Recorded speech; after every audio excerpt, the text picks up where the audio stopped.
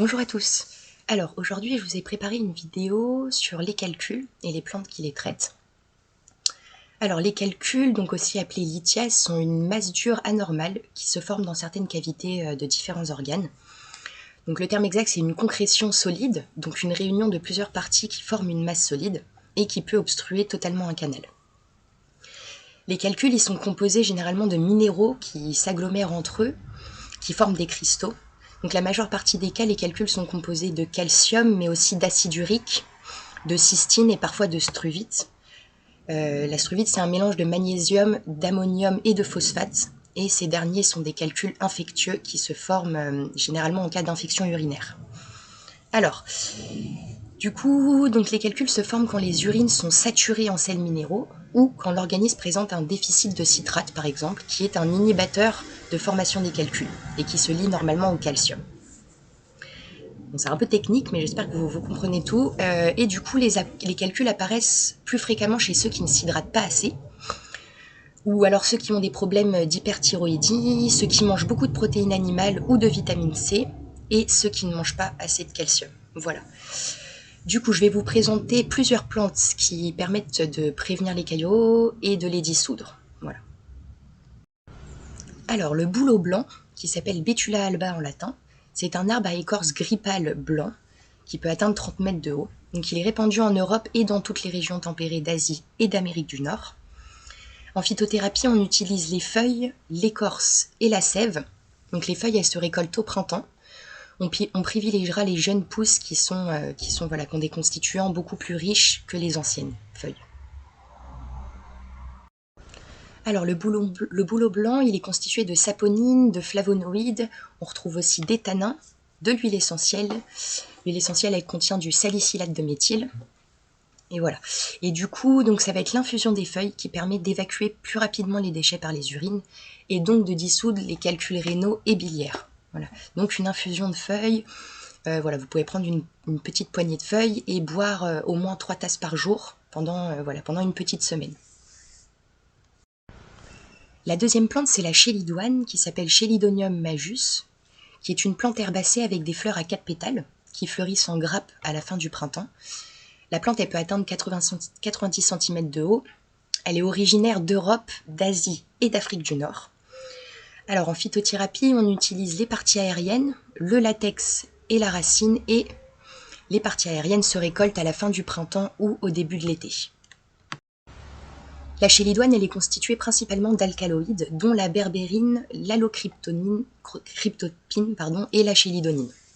La chélidonine est un antispasmodique et augmente la sécrétion de la vésicule biliaire. Donc son rôle dans les calculs biliaires est principalement dépuratif et va permettre d'éliminer les toxines de l'organisme et donc de dissoudre les calculs. Donc soit on utilise les parties aériennes en infusion ou bien aussi on peut utiliser la racine en décoction. La troisième plante, c'est le chélone glabre, qui s'appelle Chelone glabra, qui est une plante herbacée avec des fleurs allant du blanc au violet. La plante, elle peut atteindre 30 cm de haut. Cette plante, elle vient du nord et du nord-est de l'Amérique du Nord. Et ce sont seulement les parties aériennes qui s'utilisent, qu'on va récolter en été ou en automne. Alors la chélone, elle est constituée principalement de résine et de principes amers.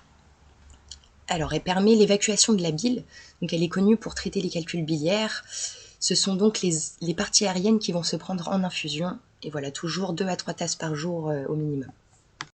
Ensuite, on a notre fameuse carotte, qui s'appelle Docus carota, qui est une plante à fleurs blanches, d'1 mètre de haut, avec des racines très charnues. La carotte, elle est originaire d'Europe, on la cultive maintenant un peu partout. On utilise les graines, les racines et les feuilles. Et les graines et les racines se récoltent à la fin de l'été. Les graines de la carotte, elles contiennent des flavonoïdes et une huile essentielle qui est composée d'acérone, de carotol et d'autres composants. Et la racine, elle contient des sucres, de la pectine, de la carotène, des vitamines. On retrouve aussi des minéraux et de l'asparagine. L'asparagine, c'est une substance qu'on retrouve aussi dans l'asperge. Et dans les feuilles, on retrouve des porphyrines. Alors, comme je l'avais dit pour d'autres vidéos, je ne vous explique pas tous les constituants, ni leur effet sur le corps. Je vous laisse le soin de regarder par vous-même, c'est très intéressant. Voilà, je peux pas tout expliquer sur une vidéo, sinon ce serait un peu surchargé. Alors du coup, la carotte, elle stimule la production d'urine et l'élimination des déchets par les reins. Du coup, on va utiliser les feuilles en infusion pour empêcher la formation de calculs ou de dissoudre ceux qui existent déjà. Alors, il faut faire attention à la carotte à ne pas consommer les graines pendant la grossesse. Voilà. Alors, la plante suivante, comme vous pouvez voir, magnifique plante avec des fleurs vraiment très spéciales. Donc, elle s'appelle l'œillet superbe, qui s'appelle Dianthus superbus en latin. C'est une plante vivace à fleurs rosées, donc elles sont très odorantes, très parfumées. Elle peut atteindre la plante 50 cm de haut. Et elle pousse au Japon, en Chine et en Europe.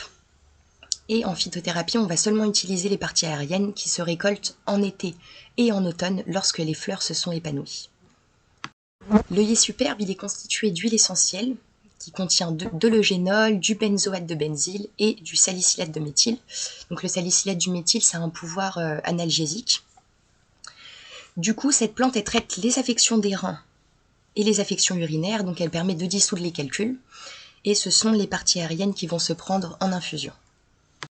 Alors ensuite, on a le fenouil, Phœniculum vulgare, qui est une plante aromatique vivace à fleurs jaunes qui peut atteindre 1,5 m de haut. Le fenouil, il vient du bassin méditerranéen, on le cultive dans toutes les régions tempérées.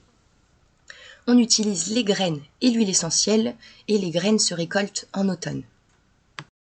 Les graines du fenouil contiennent 8% d'huile essentielle avec 60% d'anétol, de la fenchone et du méthylchavicol. On retrouve aussi des flavonoïdes, des coumarines, dont du bergaptène et des stérols. Alors, les graines sont utilisées pour traiter les calculs biliaires et présentent aussi un fort pouvoir antiseptique, qui va pouvoir aussi permettre de nettoyer tout ça.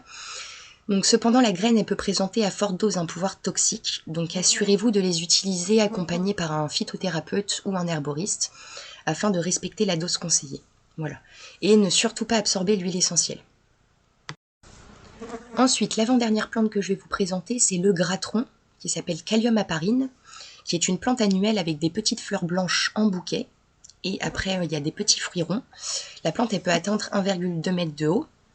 Elle est répandue en Europe et en Amérique du Nord, donc elle pousse dans certaines régions tempérées comme en Australie.